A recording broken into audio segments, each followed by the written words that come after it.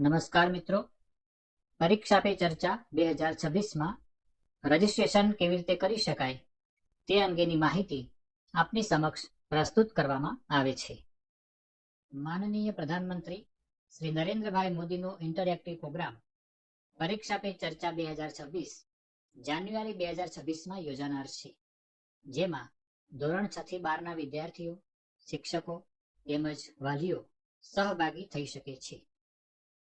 પરીક્ષા પે ચર્ચા 2026 માટેનું રજીસ્ટ્રેશન નીચે દર્શાવેલી લિંક innovateindia1.mygov.in પરથી કરી શકાય છે. આ પોર્ટલ પર 12 ભાષાઓમાં રજીસ્ટ્રેશન કરી શકાય છે, જેમાં ગુજરાતી, હિન્દી, અંગ્રેજી સહિતની 12 ભાષાઓ ઉપલબ્ધ છે. સૌ પ્રથમ આ પોર્ટલ પર પાર્ટિસિપેટ નાઉ જે બ્લુ બટન દર્શાવેલું છે તેના પર ક્લિક કરવાનું હોય છે.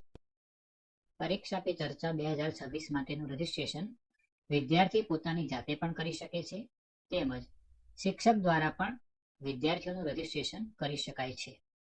શિક્ષકો તેમજ વાલીઓ પોતાનું રજીસ્ટ્રેશન કરી શકે છે, જેના વિકલ્પો નીચે મુજબ દર્શાવેલા છે, જેમાં સૌ પ્રથમ વિદ્યાર્થી પોતે જ પોતાનું રજીસ્ટ્રેશન કરી શકે છે તે વિકલ્પ છે.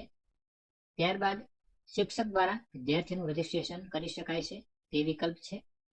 ત્યારબાદ શિક્ષક પોતે શિક્ષક તરીકેનું પોતાનું રજીસ્ટ્રેશન કરી શકે છે અને વાલી પણ પોતાનું રજીસ્ટ્રેશન કરી શકે છે તે વિકલ્પ દર્શાવેલ છે.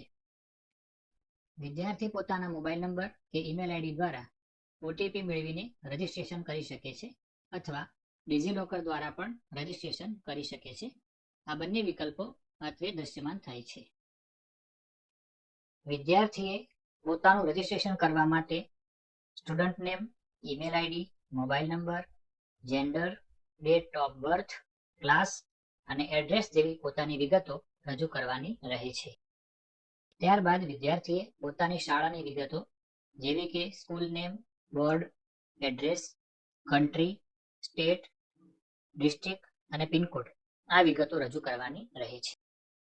ત્યારબાદ વિદ્યાર્થીએ 5 MCQના જવાબો આપવાના રહે છે અને માનનીય પ્રધાનમંત્રીશ્રીને પરીક્ષા સંદર્ભે જે પ્રશ્ન પૂછવા માંગતા હોય તે પ્રશ્ન રજૂ કરીને સબમિટ કરવાનું થાય છે. જે વિદ્યાર્થીઓ પાસે ઇન્ટરનેટ, ઈમેલ આઈડી તથા મોબાઈલ નંબરની સુવિધા નથી તેવા વિદ્યાર્થીઓનું શિક્ષક પોતાના લોગિનથી રજીસ્ટ્રેશન કરી શકે છે અથવા ડિજીલોકર દ્વારા પણ રજીસ્ટ્રેશન કરી શકે છે. અહીં આ બંને વિકલ્પો આપણને જોવા મળે છે. સૌ પ્રથમ શિક્ષકે પોતાની વિગતો રજૂ કરવાની થાય છે અને ત્યારબાદ વિદ્યાર્થીની વિગતો રજૂ કરવાની થાય. ત્યારબાદ શાળાની વિગતો રજૂ કરવાની થાય છે અને વિદ્યાર્થી પરીક્ષાને લગતો જે પ્રશ્ન પૂછવા માંગતા હોય તે પ્રશ્ન સબમિટ કરવાનો થાય છે. આ રીતે શિક્ષક દ્વારા વિદ્યાર્થીઓનું રજીસ્ટ્રેશન થઈ શકે છે. પરીક્ષા પે ચર્ચા કાર્યક્રમમાં શિક્ષકોએ પણ સહભાગી થવાનું થાય છે. આ માટે શિક્ષકો પોતાના મોબાઈલ નંબર અથવા ઈમેલ આઈડી દ્વારા ઓટીપી મેળવીને રજીસ્ટ્રેશન કરી શકે છે અથવા ડિજીલોકર દ્વારા પણ રજીસ્ટ્રેશન કરી શકાય છે. આ બંને વિકલ્પો અત્રે આપણને જોવા મળે છે. સૌ પ્રથમ શિક્ષકે પોતાની વિગતો રજૂ કરવાની થાય છે અને ત્યારબાદ શાળાની વિગતો રજૂ કરવાની થાય છે. ત્યારબાદ 5 જેટલા MCQના જવાબો આપીને પરીક્ષાને લગતો પ્રશ્ન સબમિટ કરવાનો થાય છે. પરીક્ષા પે ચર્ચા કાર્યક્રમમાં વાલી પણ પોતાના મોબાઈલ નંબર અથવા ઈમેલ આઈડી દ્વારા ઓટીપી મેળવીને રજીસ્ટ્રેશન કરી શકે છે અથવા ડિજીલોકર દ્વારા પણ રજીસ્ટ્રેશન કરી શકાય છે. આ બંને વિકલ્પો આપણને જોવા મળે છે.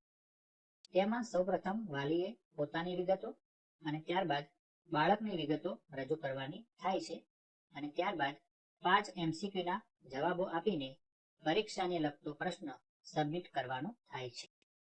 પરીક્ષા પે ચર્ચા 2026 માટે રજીસ્ટ્રેશનનો સમયગાળો શરૂઆતની તારીખ 1 ડિસેમ્બર 2025, અંતિમ તારીખ 11 જાન્યુઆરી 2026 છે. આવો આપણે સૌ પરીક્ષા પે ચર્ચા 2026ના આ કાર્યક્રમમાં ઉત્સાહપૂર્વક સહભાગી થઈએ અને પરીક્ષાને ઉત્સવની જેમ ઉજવીએ.